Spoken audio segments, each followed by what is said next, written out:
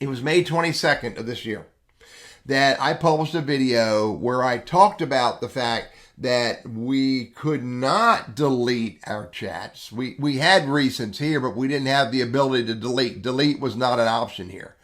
And so I published this video where I discovered, based on conversations through Google support, that they were going to give us the ability to delete chats.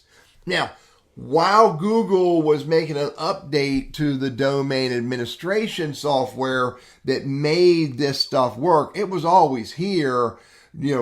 Gemini conversation management, allow temporary chats and allow users to delete conversations. It was always there, but it didn't work. So Google had to make some changes to the software to make it work. And by the way, while they were making those changes, there was a lot of chaos going on. For over a month, we didn't have recents. We couldn't get the temporary chat. We could start a chat, but we didn't have the ability to pin a chat. And it was just really chaotic. Eventually they fixed it. And then eventually it all came back for me.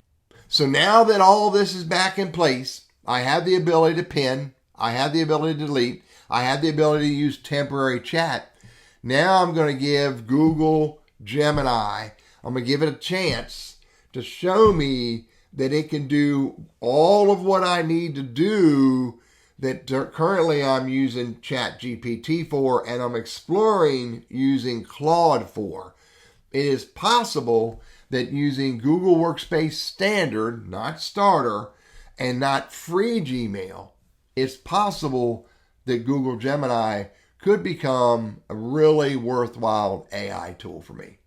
I'm Teddy. I'm all about Google Workspace and Gmail, and I'm now going to get serious about exploring with Gemini. I hope this video is helpful for you.